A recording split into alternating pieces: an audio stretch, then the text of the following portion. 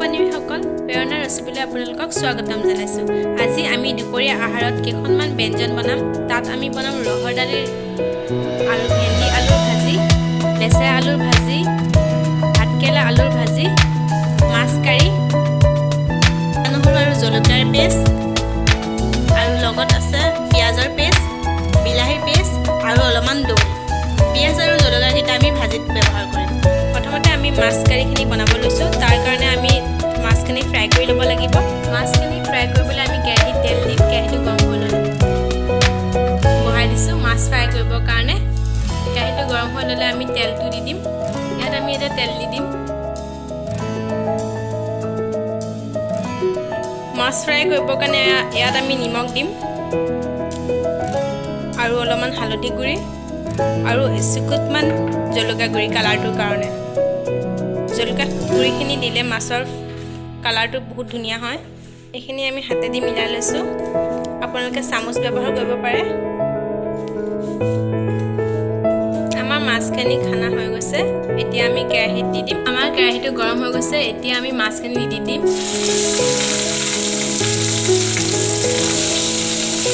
আপোনালোকে মাছ যেনেকৈ ভাজে তেনেকৈ ভাজি ল'ব, অলপ ৰঙচুৱা হোৱালৈকে।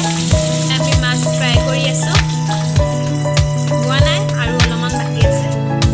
মাছখিনি এতিয়া আমি লুটিয়াই দিম।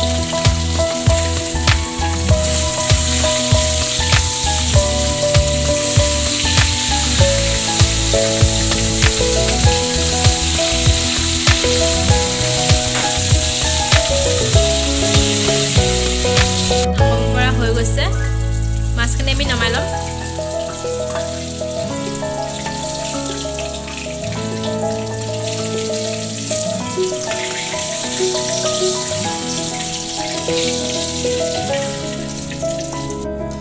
মাছ বনোৱা কেৰাহীটোতে আমি এতিয়া মাছ কাৰীখিনি বনাম।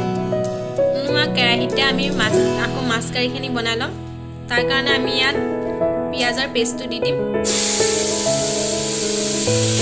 পিঁয়াজৰ পেষ্টটো ফ্ৰাই কৰি ল'ব অলপমান। তাত আমি আদা নহৰু পেষ্টটো দি দিম।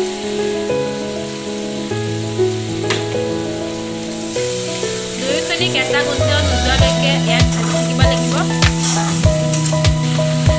ইয়াত আমি বিলাহী পেষ্টটো দি দিম।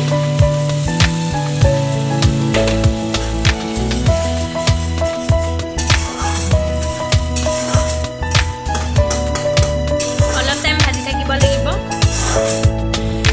ইয়াত আমি অলপমান জিৰা গুড়ি, অলপমান মিট মছলা গুড়ি, অলপমান জলকীয়া গুড়ি আৰু অলপমান গৰম মছলা দিম। লগত অকণমান হালধি গুড়ি, নিমখটো আপুনি সোৱাদ অনুযায়ী চাই ল'ব। এইখিনি ফ্ৰাই কৰি লোৱা হৈছে আমাৰ। ইয়াত আমি দৈখিনি দি দিম।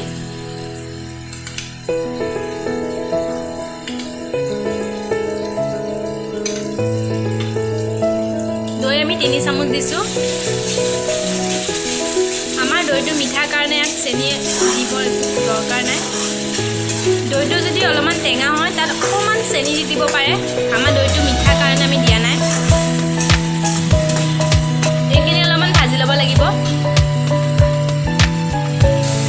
এইখিনি আমাৰ ভাজা হৈ গৈছে। ইয়াত আমি অলপমান পানী দিম। পানী দিয়া হৈ গৈছে। এইখিনি উতলি আছে। ইয়াত আমি মাছখিনি দি দিব পাৰিম। এতিয়া মাছখিনি দি দিছোঁ।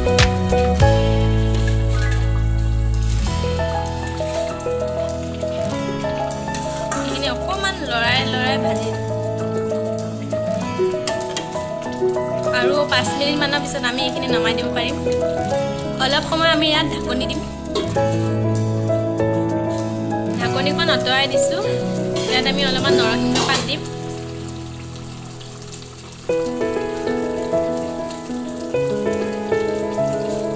নৰসিংহ পাতখিনি দি পেলাই আমি এইখিনি নমাই ল'ম পাত্ৰ এটাত। পাত্ৰটো আমি নমাই লৈছোঁ। আমাৰ হৈ গৈছে। এয়া আমাৰ ফিছ কাৰীৰ ৰেচিপি ৰেডি হৈ গ'ল।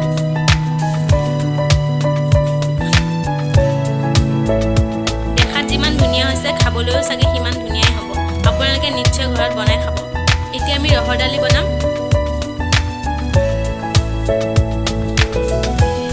ৰহৰ দালিখিনিত আমি অলপমান পানী আৰু অলপমান নিমখ দি বইল কৰি ল'ম, 2টা বা 3টা হুইচেল অহালৈকে। 2টা হুইচেল মাৰিলে আমি এতিয়া কুকাৰটো নমাই দিম আৰু ঠাণ্ডা হ'বলৈ ৰাখি দিম। কুকাৰটো ঠাণ্ডা হোৱা মানে আমি ইয়াত ভেন্দি ভাজিখিনি বনাই দিম। ভেন্দি ভাজি বনাবলৈ আমি কেৰাহীত তেল দিছোঁ। আমাৰ তেল গৰম হৈছে, ইয়াত আমি পিঁয়াজ আৰু জলকীয়া দিম। এইখিনি ৰঙচুৱা হোৱালৈকে আমি ভাজি দিম। সোৱাদ অনুযায়ী নিমখ আৰু হালধি দিব। ইয়াত আমি ভেন্দিখিনি দি দিম। ভেন্দিখিনি কম জুইত ভাজি থাকিম। মন কৰিব আমি ইয়াত ঢাকন দি দিলে ভেন্দিখিনি বিজলুৱা হয়, খাবলৈ ভাল নালাগে। সেইকাৰণে আমি ঢাকনখন নিদিওঁ। আমাৰ ভেন্দি ভাজি ৰেডি হৈ গ'ল, আমি এতিয়া নমাই দিছোঁ। ভেন্দি ভাজা কেৰাহীখনতে আমি তেল থকাৰ কাৰণে ইয়াত ভাতকেৰেলা আৰু আলু ভাজি বনাম। তাত আমি পিঁয়াজ আৰু জলকীয়া দি দিম। এইখিনি অকণমান ভজাৰ পিছত আমি ভাতকেৰেলাখিনি দি দিম। হালধি গুড়ি আৰু নিমখৰ গুড়ি দি দিছোঁ আমি সোৱাদ অনুযায়ী, আৰু অকণমান জলকীয়া গুড়ি নামমাত্ৰ। এতিয়া আমি ভাতকেৰেলাখিনি দি দিম।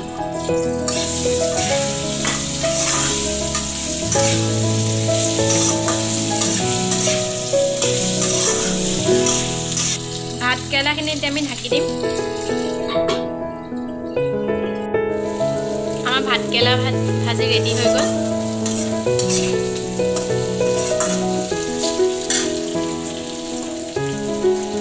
এইখিনি আমি নমাই ল'ম।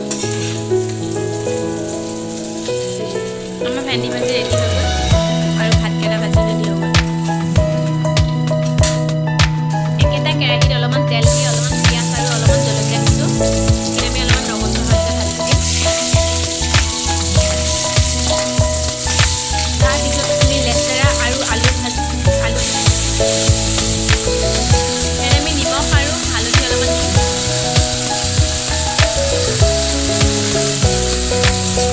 এইখিনি মিক্স কৰিব। লেচেৰা আলু ভাজি তৈয়াৰ হৈ গ'ল, এইখিনি আমি নমাই দিম।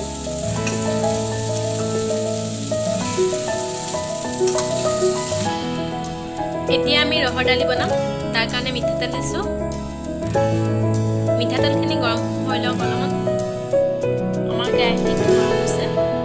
ইয়াত আমি পাঁচফোৰণ দিছোঁ আৰু এটা শুকান জলকীয়া, 2টা শুকান জলকীয়া আৰু সৰু সৰুকৈ কাটি থোৱা নহৰু দিম। সৰহকৈ থেতালিও ল'ব পাৰে। এটা শুকান জলকীয়া আৰু অলপমান পিঁয়াজ। এইখিনি আমি এতিয়া ৰঙচুৱা হোৱালৈকে অলপমান ভাজি থাকিম। ইয়াত আমি অলপমান হালধি গুড়ি, অলপমান জিৰা গুড়ি আৰু অলপমান নিমখ দিম সোৱাদ অনুযায়ী। আমি দালিটো অলপমান নিমখ দিছিলোঁ, মন কৰিব। আমি দালিখিনি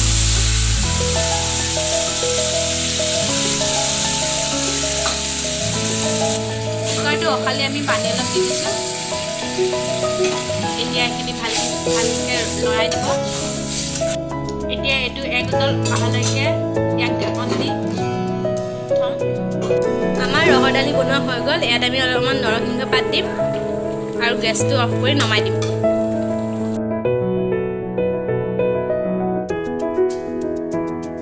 আমাৰ দুপৰীয়া আহাৰৰ থালিখন ৰেডি হৈ গ'ল। ইয়াত আছে ভাত, লেচেৰা আলু ভাজি, ভেন্দি ভাজি, মাছ কাৰী, ৰহৰ দালি, ভাতকেৰেলা আলু ভাজি আৰু এখন চালাড। ভিডিঅ'টো ইমানখিনিলৈ চোৱাৰ বাবে ধন্যবাদ।